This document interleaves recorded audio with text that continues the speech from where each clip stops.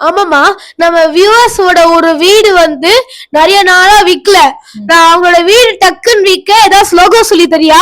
Okay, சொல்லிடலாமே. வீடும் விற்கலாம், நிலமா இருந்தாலும் சரி, எதுவா இருந்தாலும் சட்டுன்னு விற்கணும்னா அதுக்கு ஒரு ஸ்லோகம் இருக்கு, சொல்லலாம். ஓகே.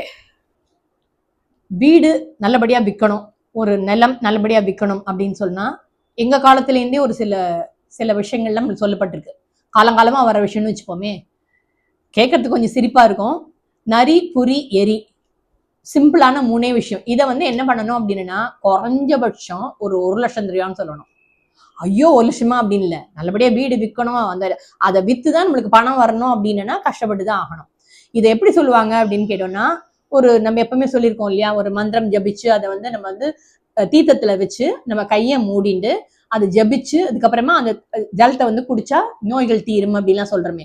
அதே மாதிரிதான் இந்த நரி, புரி, எரி அப்படிங்கிற மந்திரத்தை ஜலத்தை வச்சுன்னு சொல்லிட்டு அந்த ஜலத்தை என்ன பண்ணணும்னா, நம்ம எந்த நிலம் விற்க போறோமோ, எந்த வீடு விற்கணும்னு நினைக்கிறோமோ அதுல கொண்டு போய் தெளிச்சுடணும்.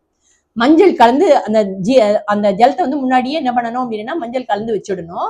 அது மந்திரத்தை சொல்லிட்டு அந்த ஜலத்தை கொண்டு போய் நம்ம அந்த நிலத்திலயோ இல்ல வீட்லயோ தெளிச்சிட்டோம்னா கண்டிப்பா அந்த வீடு வந்து வித்துரும். நம்ம கேட்ட விலைக்கே வித்துரும். அவங்களே வந்து பலிய வந்து வாங்கிட்டு போயிடுவாங்க அப்படின்னு.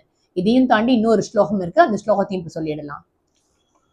ஸ்ரீவராஹோ பூவராஹ பரஞ்சோதி பராத்பரஹ பரம புருஷ சித்தோ விபுர்வ்யோம ஷரோபலி.